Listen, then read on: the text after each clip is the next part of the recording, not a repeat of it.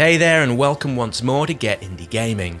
As we approach the final quarter of the year, things are really hotting up in terms of new game releases, with this week beginning Monday, September the 14th, up there with the best of them all year round. And so without further delay, let's get stuck into the best looking upcoming indie game releases out this week. Up first, and in no real order until we get to the number 1 slot, we have Haak, a game that's new to us the morning we write up this script for this week's new video game releases. Now there does seem to be a little confusion out there with this one, as some websites are saying it's also coming to the Switch, although for now at least as best we can tell, it's coming out this week via early access via Steam, where the developers say it'll sit for a year or so, being enhanced and improved by player feedback and such.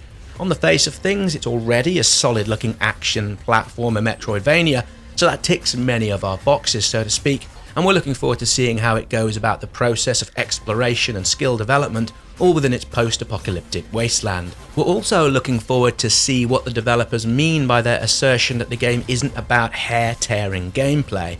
Rather, this one's all about the delivery of a fast and fluid overall experience that most people can pick up and play. To us, that sounds like a nod towards overall accessibility, which if so, gets a thumbs up from us. Up next, we have something, well, it's a tad silly, although we wanted to share and take a little chuckle at its overall silliness, if that makes sense.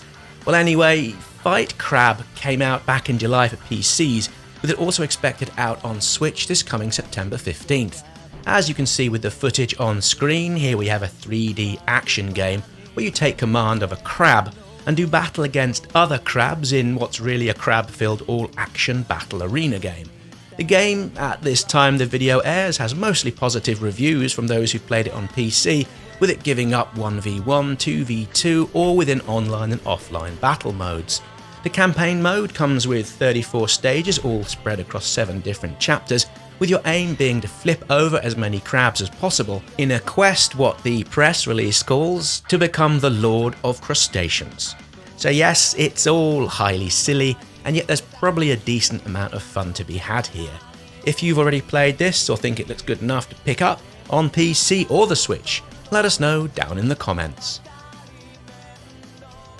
Coming out on the 17th via Steam, and up next, we have the officially licensed digital adaptation of Wingspan, the award-winning strategy board game about birds for 1 to 5 players. Your aim here is to build a nature reserve all within a limited number of turns, in what's an educational and relaxing strategy game with over 170 unique birds, all of them mirroring the powers they have in real life. As far as competitive card-driven games go, well in Wingspan, there's something here that's pretty unlike anything else you'll likely find within the genre. Moving onwards and to something that's still a little bit different, in Journey of the Broken Circle, here we can expect a game that's fun and vibrant. It's all about love, life, fulfillment and existentialism, where you meet and greet fascinating characters with your aim to become the imperfect circle. So yes, we all know that sounds, well, a little lofty as it were, although we kind of get what this one's looking to do. It's seemingly a story and a game all about self-discovery and perhaps self-betterment, if that's even a word, where you meet other characters and make use of their abilities and skill set in driving the game forward. On the face of things, well, it feels pretty universal and relatable, with the developers having previously said it's a game that's really all about the little somethings, well, that seem to be missing: that better job, a nicer place to live, an ideal relationship, and so on and so forth. So yeah, it's a curious looking and sounding offering, so we'll be really looking forward to get hold of this in a kind of an interesting way, as if it were. Yeah, this comes to PC via Steam and also on the Switch this coming September the 18th. At number 3, and yet another huge surprise for us, with it working perhaps far better than perhaps it has every right to do so. BPM, or bullets per minute, well, it's a rhythm-based run-around roguelike first-person shooter that plays out insanely fast. There's nothing we think quite like it out all year that plays at this pace and plays in the way it does, and it kind of feels more like the shooters from the early era of Doom and such like. It's the pace, the tightness of the controls, and the really well pulled together roguelike elements that make this really quite good.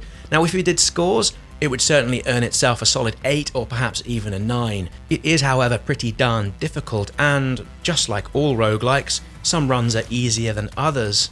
Although there's no question this does represent a really tough challenge, for us at least, even when played at the lowest difficulty setting. Honestly though, if you're a fan of shooters, rhythm games, roguelikes, or you just fancy getting a hold of something that's, well, just that little bit different, and does the difference so very, very well, then BPM should go on your wish list, with it coming out September 15th by way of Steam. At number 2 of the best looking indie games at this week, we have Welcome to Elk. Long-term viewers will know we've covered this game a few times here on the channel over the past 18 or so months, and we've been super privileged to have access to the full game before its launch this coming Thursday the 17th, where it's out on PC via Steam and also on the Xbox One. So yes, we've played this from start to the end, and while we're not too sure of there being an embargo as this video airs, we're inclined to describe the overall experience in playing it as being delightfully downhearted. Now that's not a bad thing despite what you might think.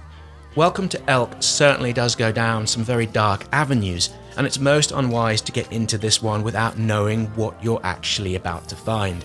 The difference between much of the subject matter and the almost childlike whimsical cartoon nature of the visuals are of course by design, with the developers having spoken in terms of the style being used in a way in which to speak and deliver a tale on subjects such as loss, grief and death in a visually light-hearted way.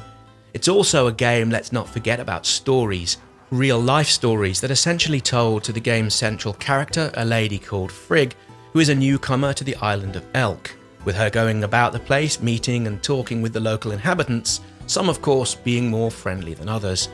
Amongst these stories you play short but really fun mini-games that are related to the associated tale. We found ourselves dancing on stage, to singing and making vocal harmonies in a karaoke show of sorts, to making balloon faces from magazine cutouts, to pulling pints, and well, many more that would arguably spoil this show. So yes, it's certainly dark in places, and we do recommend it. Welcome to Elk's tales are handsomely done and for the most part, wonderfully life-affirming. At this week's number 1, and one of, if not the most highly anticipated indie game launch of the whole of 2020, Spelunky 2 finally comes out after a few delays here and there, and comes out on Tuesday the 15th on the PlayStation 4, with a release onto PC via Steam later in the month, September the 29th. Now, for anyone who doesn't know, and in all honesty there can't be too many viewers of the channel to whom this is new to, Spelunky 2 is the follow-up to what's arguably one of the most influential indie games of all time, that came out all the way back in 2018, with its procedurally generated levels and roguelike gameplay. What we've got here is more of the same, with the obvious graphical enhancements afforded by the current generation's hardware. We've also got a single-player campaign to get stuck into, although what we here at Get Indie Gaming are most looking forward to getting stuck into is the local couch co-op options. We're able to play this one together as a little group, and that's exactly what we've got planned all day for launch day. There's also the option to play this online with others, and we suspect friends and randoms, although as we've said a few times over the years, we're not too much inclined to play with strangers, although we may dabble within the game's online lobbies to check out what sort of community the game attracts again at launch and onwards down the line. As this video airs a day before the release, we understand there aren't too many advanced copies of this one doing the rounds, with perhaps only Edge magazine going to print earlier in the month with a full review. While we have a copy of that magazine sitting on the table next to us as we record this video, we've yet to read it, as so to avoid spoilers, of which we're quite sure there will be many. So yes, we're hugely excited about the launch of Spelunky 2, and if you share such feelings, be sure to let us know down in the comments. As always, a huge shout out to our Patreons for your continued support, and if you're able, please feel free to check out our community over there on that crowdfunding platform, and if you haven't already, please drop this video a like and subscribe to the channel with all of the notification bells turned on. We've plenty of videos still to come as we roll into the new generation of consoles, and a subscription is the best way to avoid missing out on our indie game videos and coverage. Either way, thanks for watching, and we'll see you all again here soon for more indie game videos.